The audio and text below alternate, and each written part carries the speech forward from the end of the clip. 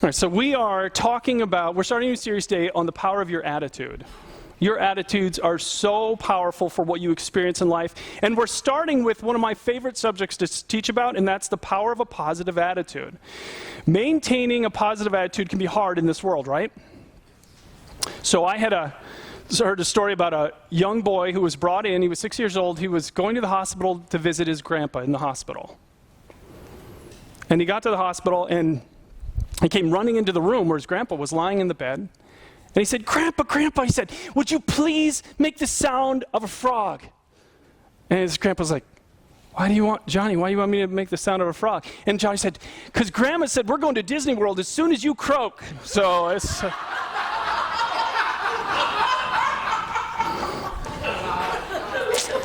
yeah. It's hard to be positive in a world like this, right? Oh my goodness. Maintain a positive attitude. You think about all the things that we could put on a slide like this. Did you have any this last week? Any problems come up, setbacks, mistakes, bad news, unexpected expenses? Do you ever feel like the boy in the dike? You remember this old story? The dike sprung a leak, he put his finger in the hole, and all of a sudden another one pops up. Is that what life feels like for you?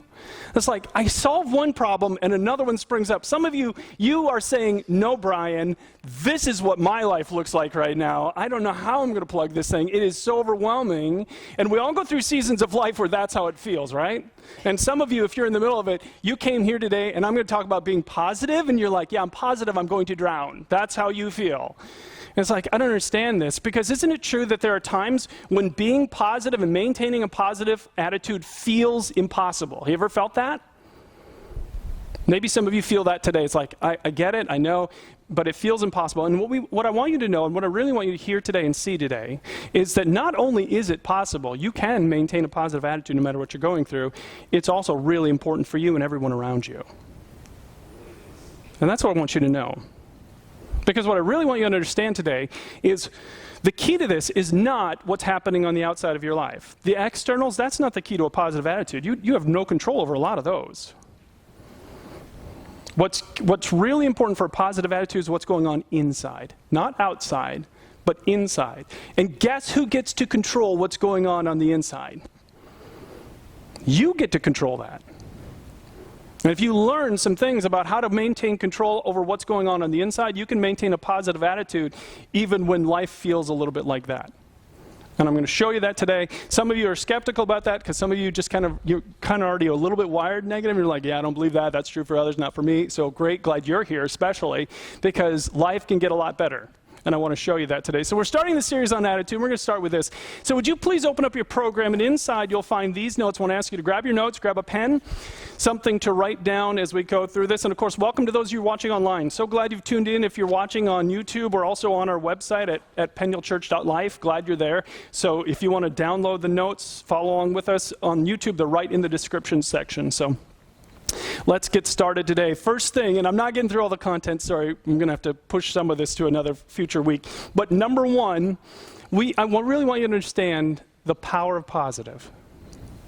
I really want you to understand this today, just how important it is to be positive and just how powerful this really is. Positive is so important for your life. And isn't it true, again, I don't know how to say this kindly. One of the things that makes positivity so hard is that it seems like in America, there's an ever-growing population of stupid people. And I don't know how to say that kindly. But it's really, really hard to remain positive in the middle of so many people who are so dumb. This one guy ordered a pizza, and he opened it up, and he was so upset because it was all crust, no toppings. And so he went on Twitter immediately and started tweeting about this, and he's mad. And the pizza company that he bought from happened to monitor their Twitter account. And so they immediately apologized, and they sent him a replacement pizza. And that's when they discovered he had opened the box upside down. That's why it was all crust. It's like, how can we be positive when they just get dumber? I mean, it's like so hard. And I don't mean to be cruel. I'm not calling anyone names. I'm sure that guy's a really nice guy. But the reality is, it's very hard to be positive in a world where there's so much negative that goes on.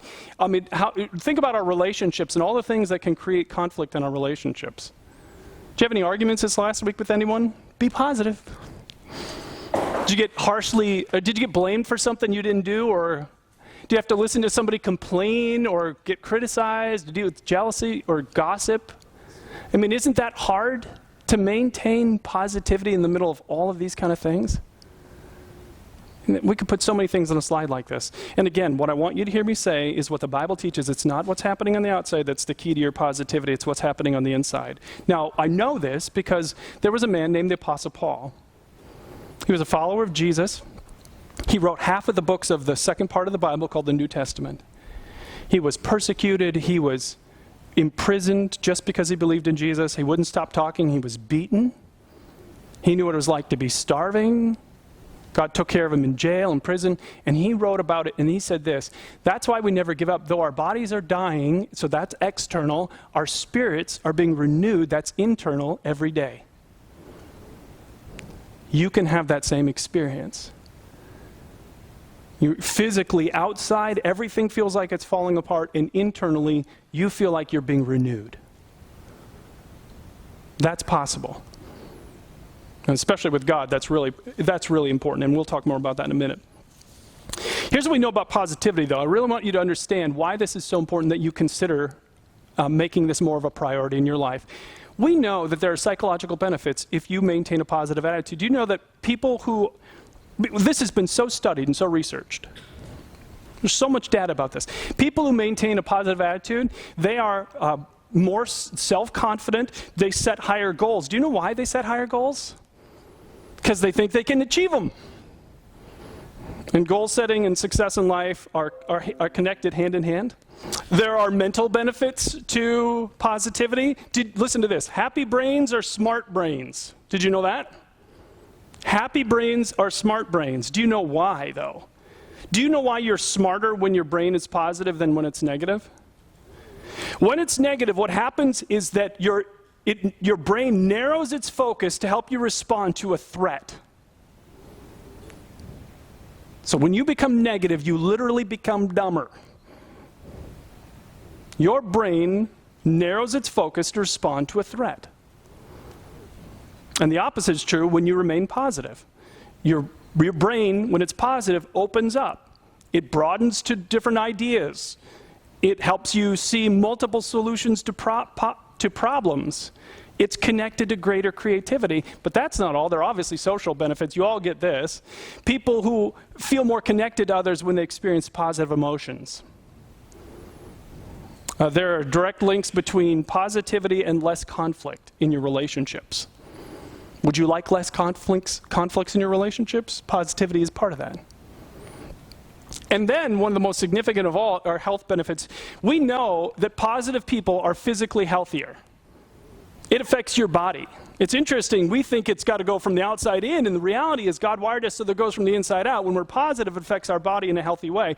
This is amazing to me. Do you know that positive people have lower blood pressure, lower heart rates, lower level of stress-related hormones? They have stronger immune systems. And this one's amazing. Positivity reduces the probability of heart failure, stroke, and diabetes. Did you know that? If you maintain a positive attitude, there's a direct medical link between that and less heart failure, less stroke, less diabetes. You sleep better, you're less anxious, you have fewer colds, all of it linked to positivity. So it's just like, I love this quote from Zig Ziglar. He said, positive thinking will let you do everything better than negative thinking will. So the question is, how positive of a person are you? How positive a person are you? So now again, we got a range in here, right, don't we? Some of you are way on the positive scale. You're like, woohoo, everything's gonna be all right. Doesn't matter how big that flood is in my life, everything's gonna be all right. And some of you are way on the negative side. It's like, even when things are going good, they're not going good. I mean, there are people in my life that I've encountered that I thought, man, when they get to heaven, they're going to be complaining about the streets of gold. Oh, these streets of gold are so bright. Can we take it? It's like, you will find something to complain about everywhere. It's like, I don't get you at all. So here's what I want you to do. On your notes, do you see this that says mindtools.com? I found a link where you can go online and you can type this link in, and there's a test you can take, and it will help you determine where on that scale you actually are. So it will help you see how positive, how negative you are. So Some of you are like, oh, I'm not taking it because I already know it's going to be a bad score. You need to take it, all right? You really need to take this.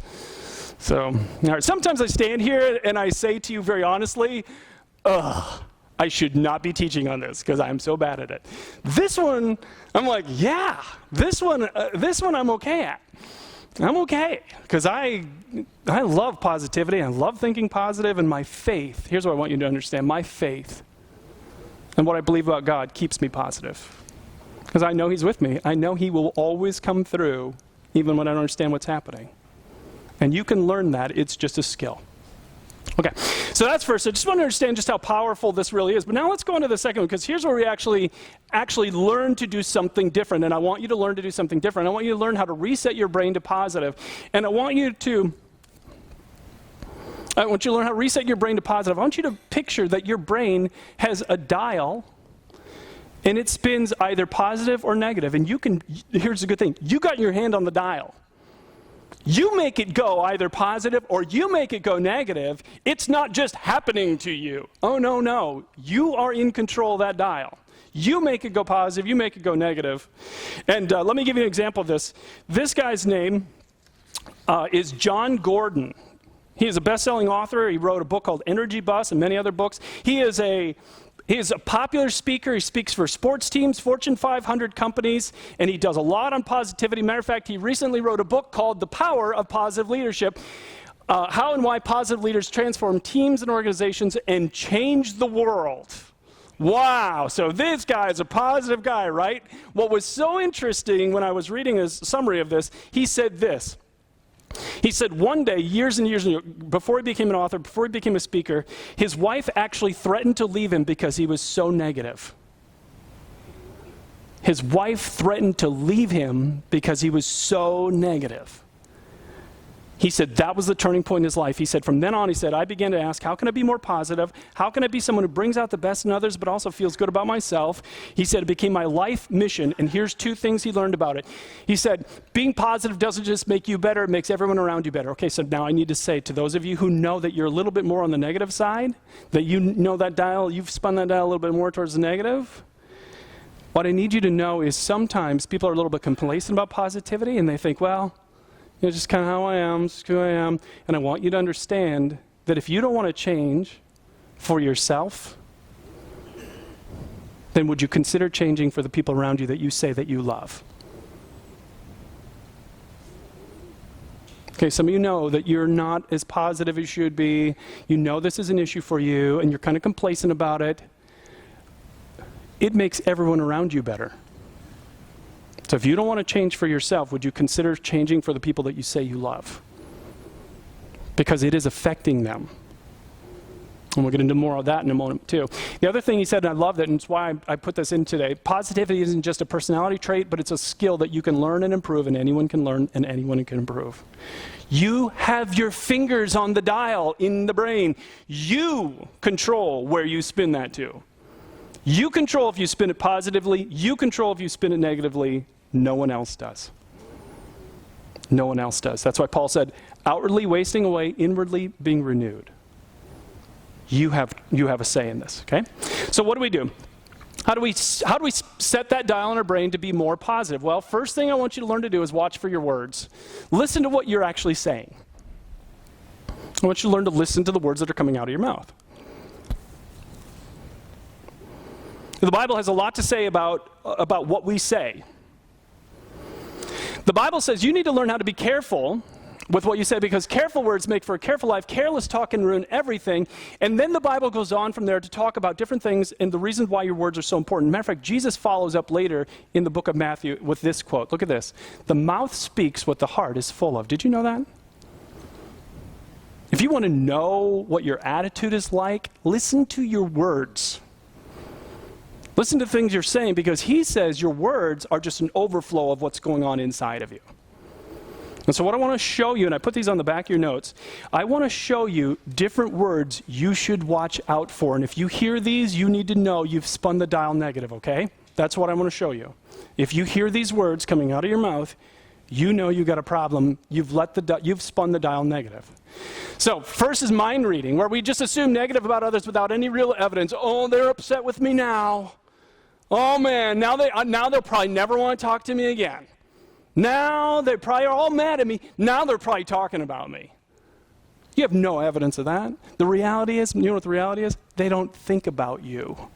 But you've spun that dial negative, and you're doing this, and it's not even happening. And you're making yourself miserable because of your choice. You spun that dial. You control that. You don't have to say those things to yourself. Those are choices. Overgeneralization, which is a negative event, will last forever. I'll never get a job. I'll never find someone who loves me. Why? Because you had a bad experience. And so now it's forever. It's like, wait a second. Listen to the words that are coming out of your mouth. They're indications of what's going on in your heart, inside, in your mind.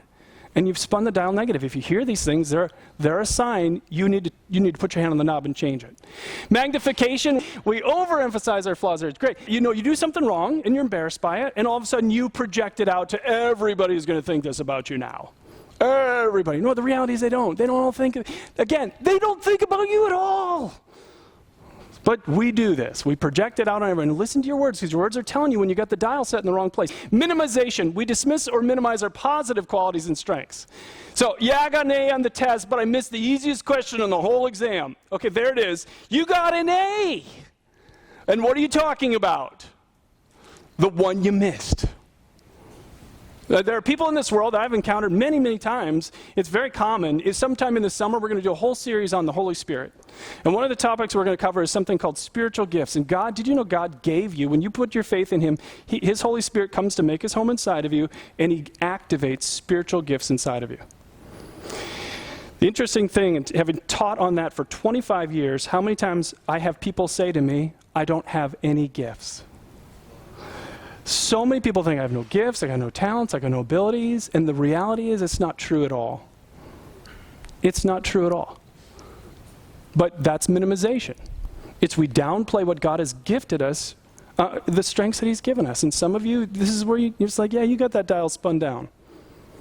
And that's not okay. And then next one's fortune telling. We predict a negative outcome based on little or no evidence. There's no way they're ever going to call me again. You predict only negative in your future. Do you do this? Do you ever find yourself predicting only a negative future for yourself? You've spun that dial down. And then labeling, where we describe ourselves in a negative way. I'm such a loser. This is just who I am. It's how I'm always going to be. These are destructive things. So do you hear any of these negative words? Because Jesus would say what's coming out of your mouth is a reflection of what's going on inside. Your mouth is speaking from the overflow of your heart. Do you hear any of these at work in your life? So what do we do? Diagnosis is one thing. Treatment is really what we want to talk about, though. How do we actually begin to address this? Now, there is one thing that is so powerful that it can help in the next few weeks begin to spin the dial back.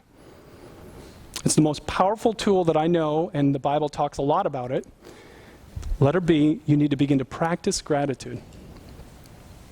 You want to spin the dial. There is something you control today and every single day that is so powerful in changing your attitude, and it's gratitude. And this seems a little cliche to talk about. Many of you know this, you already understand it, but let me show you what the Bible says. By the way, each sentence in this verse I'm going to show you could be a whole sermon. I love this verse. Don't worry about anything. Now, what if we just stopped there and that was the rest of it? How many things are you worried about from this last week? How many things are you worried about from the next week? He says, I don't want that. That's not for you. Then he goes on to say, instead, I want you to pray about everything. Do you? Do you pray about everything? Everything. Do you pray about everything? He said, that's where I want you to go. And then look at this verse. Tell God what you need. Do you tell God what you need? How many of you need to feel more content in your life? You tell him that? How many of you need to feel more joy in your heart? Do you tell him that? Tell him what you need? He says, this is what I want. But then the last part, and then he said, here's the other thing I want to characterize your life. I want you to be a person who's thankful, to thank God for all he has done. Are you? Do you thank God for all he has done in your life? Thankfulness is supposed to be one of the defining qualities of our lives for those of us who say that we follow Jesus, and it is so important. There are studies that have shown over and over again that, again, the power and impact of positivity of gratitude in your life spins that dial in your brain like few other things. This is where I love this kind of stuff because there is so much science and research on this. Many studies over the past decade have found that people who consciously count their blessings tend to be happier and less depressed. According to UCLA, they have a school out there, a center called the Mindfulness Awareness Research Center. Regularly expressing gratitude literally changes the molecular structure of your brain. Did you see that? It changes your brain. You rewire your brain when you're grateful, keeping the gray matter functioning, making us healthier and happier. Then you want to rewire your brain? You can. You can literally change your brain, spin the dial by being more grateful, by being more thankful. You spin the dial. You can do this. Gratitude, and again, I just love the science of this. Sorry for those who aren't science people, but this is just, I love how God has made us. Causes synchronized activation in multiple brain regions and lights up parts of the brain's reward pathways and the hypothalamus. In short, just like Prozac, gratitude can boost the neurotransmitter serotonin, activate the brain stem to produce dopamine, which, if you know anything about your brain, God made us so that dopamine are the pleasure centers of your brain. So when you do something you feel really, really happy, like some of you just love fishing, sitting on a boat and you're reeling in the fish, that just makes you happy right now just thinking about that. Or you love things in your life that you just love, and what's being created in your brain is dopamine. You know what else creates dopamine by God's design? Gratitude. God made you so that when you're grateful, dopamine is being produced. You want to trigger the pleasure centers of your brain, be more grateful, and then serotonin, which is a mood stabilizer. If you're severely depressed, they will put you on a medication that will either create serotonin or dopamine to make you feel better. And God said, hey, I got another thing that can help that too. And it's called gratitude. If you develop this habit of thankfulness and gratitude in your life, it will create these chemicals inside of you, and you will feel the impact. Now, one of the things I didn't have time to put up here on a slide because I just thought it was so interesting. Okay, these researchers wanted to study how much this would help people who were clinically depressed. So they caught people who had called in to a counseling office before they'd made their first appointment, and they found 300 volunteers who were going to start counseling. And they divided them into 3 groups. And one of the groups, 100 of these people had to write a thank you letter to somebody every single week. 1 letter every week. Telling somebody in their life what they were grateful for. And the other 2 groups had different activities, but not centered around not gratitude. Now, guess which group got better faster? The ones that were grateful. The ones that were grateful recovered faster from their depression, and because we can hook your brain up to machines and see what's happening in your brains, they could actually see the activity in the positive centers of your brain being triggered by the gratitude. God wired your body so that it works better when you're being grateful. He wired your body so that you can create these positive chemicals inside of you by gratitude. So what do you think he wants you to do? He wants us to spin that knob. He wants us to be more positive by being more grateful. Now, this is the other thing I think is so important. Trying to think of things you're grateful for forces you to focus on the positive aspects of your life. And the simple act increases serotonin production in this part of your brain. No, do you hear what he's saying? Just the act of thinking about it. So here's what I want you to do. I want you to think right now of something that you're grateful for that starts with the letter A. Just keep it in your mind. You don't have to say it out loud. Just keep it in your mind. Something that you're grateful for that starts with the letter A. Now, something you're grateful for that starts with the letter B. C is easy because chocolate begins with C. So I'm already golden right there. When I was a young boy, I don't know why I learned this. I don't remember. But I can remember at night when I would have a hard time falling asleep, I had developed the habit of laying in my bed and I would think through the alphabet and try and thank God for something that began for every letter in the alphabet. Now, obviously, X and Z are a little hard zippers. I mean, what else you got? There's zoos and zebras. And it's like, but it really was. I was trying to think. Now, I didn't realize what I was doing, but what I was doing by doing that habit every single time that happened was I was triggering all the positive chemicals that God wired my body to create. And wiring my brain to be more positive. Thank God. I don't know how I developed that habit, but it was one of the most important habits when I was young. I didn't even know. It's just the act of trying to think about it. Just by you trying to think about A, B, and C, your body immediately started to produce the chemicals.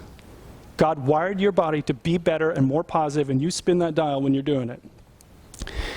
So why do you think God has a verse like this in the Bible? Hey, give thanks in all your circumstances. All of your circumstances. You know why? Because here's what I want you to listen to this. This is important. God only wants the best for you. God loves you with a reckless, uncontainable love. And he never asks you to do something that isn't what's best for you. He wants you to experience life to its fullest here on earth. And it will not happen if you don't learn how to be thankful. So when God says to do something, and he repeatedly says to do this in the Bible, it's because he wants a better life for you. And if you will do this, if you will practice what he said, you will spin that knob up towards positive in your brain, and God will begin to change your whole life through this. So how to do it. So I didn't want to just talk about it. I want to show you some ideas, practical ways you can do this. First, obviously, keep a gratitude journal, just one idea. I know people who have a notebook by their bed, and every night before they go to bed, they try and write 5 things they're grateful for from the last 24 hours.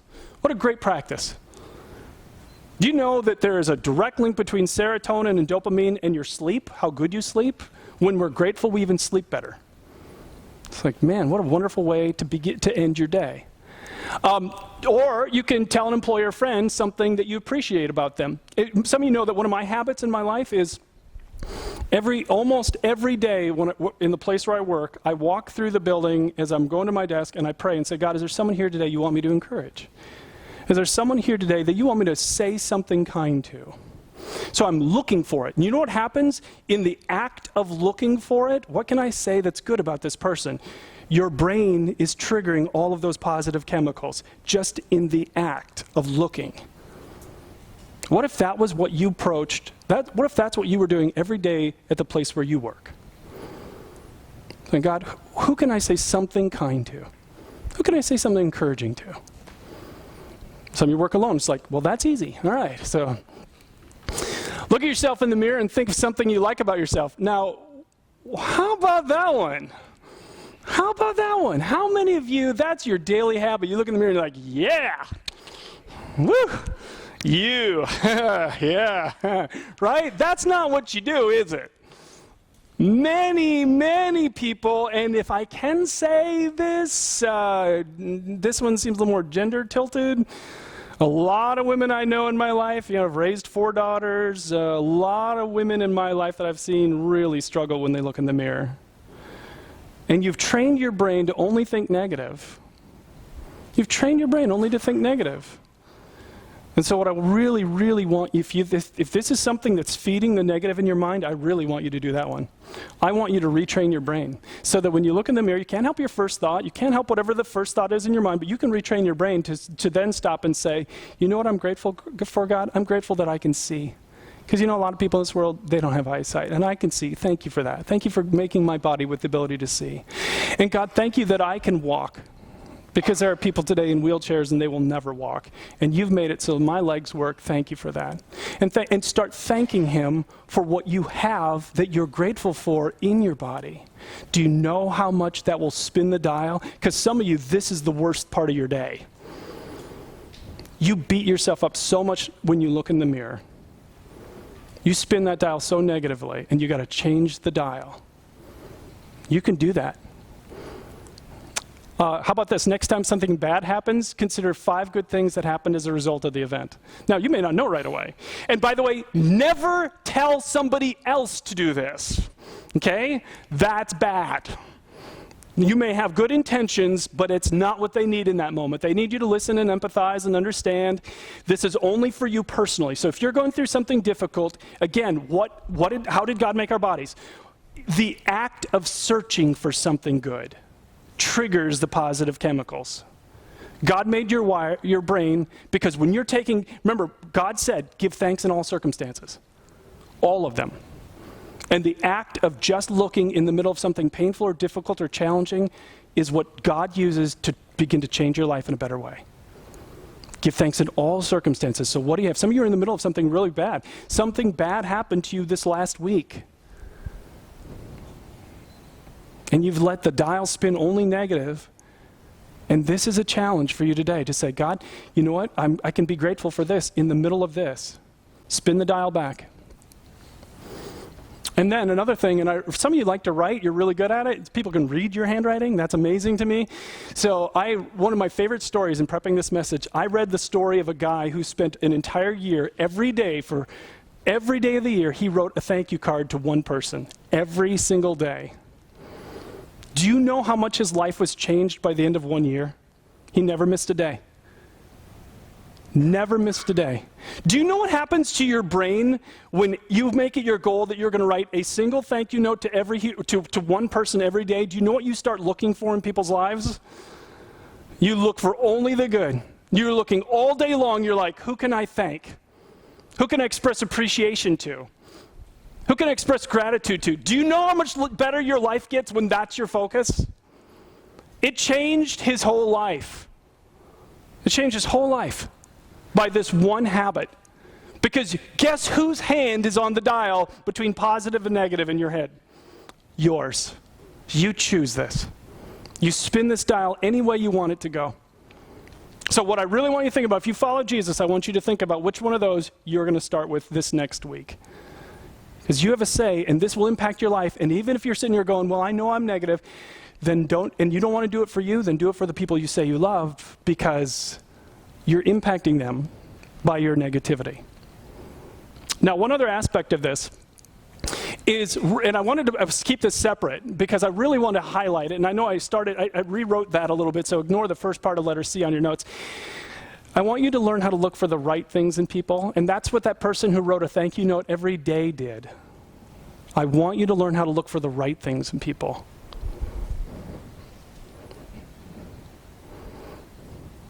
Because isn't it true, every single day, you have a choice with your spouse, with your kids, with your manager, with your coworkers. You are always either seeing their flaws or their strengths, right? Isn't that true? Every day you choose that. Every day. Some of you are so annoyed by family members. You are so annoyed by your coworkers. You are so annoyed by your neighbors because you've set your mind to only look for the negatives.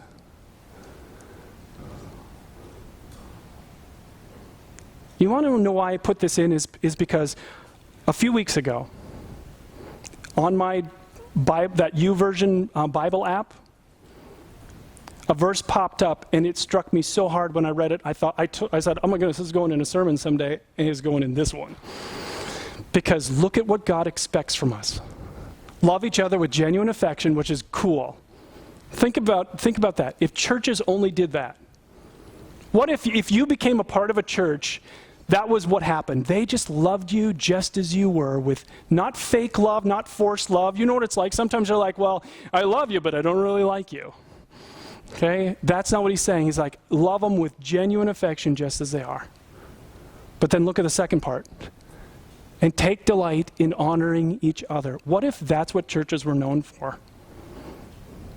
What if it was known when you became a part of this church that our focus was going to be on finding what you're good at and finding your strengths and finding your gifts and the things about you we like, and we just honored you? Man, would you think that helped the dial? Because how many negative experiences did you have with people in the last month? With criticism and blame and tearing you down and negative, right? And what if the church was an environment where we did that part, where we honored each other, and our focus was always on, I love this about you. When you walk in, your smile is so bright. I just love seeing you because your smile makes me smile. And we honored you for the strengths. Wouldn't that be great? We can do this. We can do this. So watch what you're looking for. I really want you to ask, which list is your focus today? The flaws or the strengths? What are you looking for? All right, one more thing, and it's just going to be real brief. The third thing I want you to understand is, if you're really going to spin that dial in your head, get to more positive, it's not a surprise that you're going to have to spend time with positive people, right? That's not a surprise to anyone here. If you're going to get more positive, you got to spend time around positive people.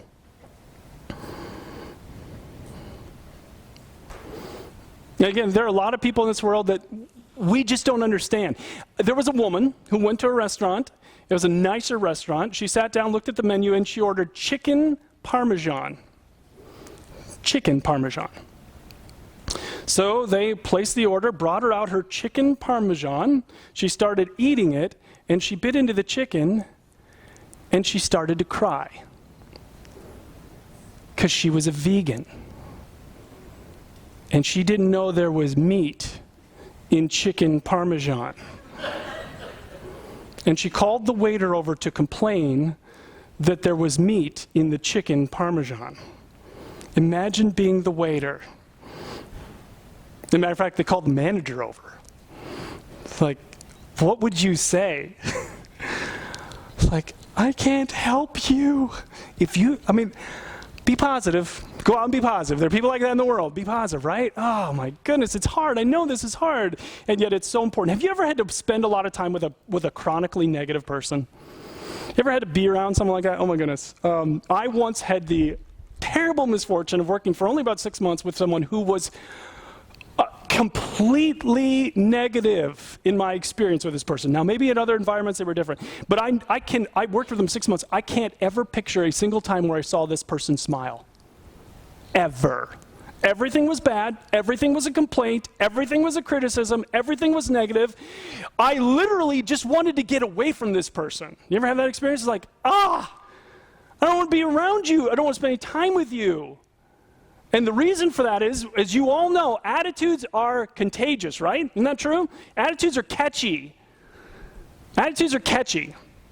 Matter of fact, on the other side of that, a few months ago, I was reading about one of the fastest growing tech companies in America is in Madison, Wisconsin.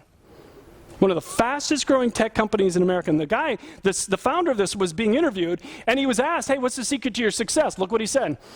The key to my success comes from surrounding myself with positive minds. So he said, so negative people don't get to work in his company. Do you know that there's research on this? There's a tool out there called Strength Finders, and one of the natural strengths that some people have is a strength called positivity. They have studied this, and they know if you take two teams and they're identical, both have engineers, both have administrative people, whatever, the skill sets are the same, but one team has somebody with this strength of positivity and the other team doesn't. Do you know that every single time the team with positivity beats the other team? Every single time. We know this. There's a reason why his company is one of the fastest growing tech companies in America. If you only surround yourself with positive people, man, there is a tremendous release of energy in that context. It's by God's design. Now, the reality is, you don't all get to control who you work with, right? You don't get to control this. You don't get to control who you spend time with. And sometimes you're around negative people and it just drains you. So here's some things I want you to be aware of. And I didn't put them on your notes. You can write them down if you want to. First, I want you just to be realistic about this. They are impacting you. I just want you to know that. So it is important to be aware of who you're spending time with and just know, okay, I'm going to be around them and I know they are going to impact. They have the potential to impact my attitude. Now, the reality is, who controls the dial in my head? Only me. Only me. They don't get to reach in my brain and spin the dial to negative, do they? I alone get to choose that. So I always want to maintain, I'm still responsible for my attitude. But understand they're going to impact you. And then look to steer the conversation in a positive direction. I've told you before, one of my favorite things to do with gossips is to talk positively about the person they're gossiping about. It just shuts them down. They have nowhere to go with it. They just start mumbling about, well, that's not how I feel, or stuff like that. I love it. I absolutely love doing that. Because if you counter their negative with something positive, so many times it just stops the conversation. Now, I'm not talking about somebody who's in pain, okay? Don't do this with somebody who's hurting. It's like, I just found out that my son has cancer. Well, thank God you got it, son. No, that's bad. Okay, you hear the difference? It's not talking about somebody in pain. We're talking about somebody who's just negative. That's what you're talking about. There's difference there. And then no matter what, you want to get around positive people whenever you can, because they're going to impact your life in positive ways. You get to spend time with positive people. They will make your life better. Did you know that? Because attitudes are contagious. They're catchy. You'll catch that. If you get around those people, they will begin to impact your life in positive ways. This is a verse that defines, if you want to know why I teach the way I teach, and you want to know one of the verses that's kind of one of the defining verses of my life, it's this verse right here. Look at what it says. Don't let any unwholesome talk come out of your mouths, but only what is helpful for building others up according to their needs, that it may benefit those who listen. That's what I want to do. And those are the kind of people I want to be around. I want to be around people who say what I need to hear because they want to build me up, because they think this will make my life better. That's what I want. That's what I want. And when you're around those kind of people, it wears off on you. So let me just show you just how powerful this is. Years ago, I came across this video of a man who's blind. And he had some things about positivity to say that I think are incredible. Take a look at this. People always say, God, you know, it must suck to be blind. My God, how do you do it? Oh, you poor guy. It's true. But you know what? There's plenty of good things about being blind. I go on airplanes first. I get VIP treatment at amusement parks. Every single woman I've ever been with is a 10. Never have to worry about drinking and driving. I don't have to watch somebody age. I ride the train for half fare. A lot of times I even ride for free. They just won't come and ask for my ticket. They'll just walk right by me. Better not disturb the blind guy. Shh. We'll let him ride for free today. I can get a handicap parking sticker. I don't have to do my own lawn. My electric bill's lower than yours. I mean, think about it. I don't have the lights on all day, right? I got out of paying the $3 extra for 3D once. I got out of gym. All through school, I totally got out of gym. It was awesome. Well, like in our school, everybody had to be on a team. I was on varsity suntan. I get free directory assistance. I have fewer bills, right? No car insurance, no car payment. So I got a couple less things. You know what's cool about being blind? There's no race. I don't know from beauty. I know people from what comes out of their mouth and what's in their heart. That's how I know people. Isn't that cool? So you think you can't be positive? He spun the dial in his head, didn't he? He chooses what he's going to think about, doesn't he? And by the way, wouldn't you like to spend time around him? Do you think positive wears off on positive? Of course it does. So be the type of person that everybody wants to put in their circle. And the good news is you get to control that. You have your hand on the dial in your head. You choose that. God said, in everything, give thanks. We can do that. All right. For those of you who say that you follow Jesus, I want to put this list back up one more time. Did one of these strike you when we read through it earlier? One of them strike you? Did one of them say, oh, okay? That's what where I want you to start. Now, here's the thing you need to know about gratitude. It's cumulative. Sometimes if you take a medicine, you know, they're like, hey, it's not going to affect you right away, but over the next few weeks, it's going to build up. Gratitude works the same way. Don't expect that you're going to go to bed tonight and say 10 things you're grateful for from the last 24 hours, and tomorrow you're going to wake up and, you know, the sun's shining in your head.